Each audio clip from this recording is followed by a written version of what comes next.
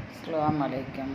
இன்றைக்குள்ள சாப்பாடு மஞ்சச்சோறு, மாங்காய் கத்திரிக்காய், மட்டன், ஆப்பிள், ஆரஞ்சு பழம் திங்கிறதுக்கு.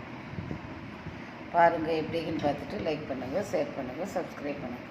இன்றைக்கு மதிய சாப்பாடு, நைட் சாப்பாடு நைட்டுக்கு சொல்கிறேன். அஸ்ஸலாமு அலைக்கும். ஹலோ, அஸ்ஸலாமு அலைக்கும். இன்றைக்கி மதியம் சாப்பாடு நெய்ச்சோறு, மட்டன், மாங்காய் கத்திரிக்காய், சாப்பிட்டுட்டு திங்க ஆப்பிள், ஆரஞ்சு.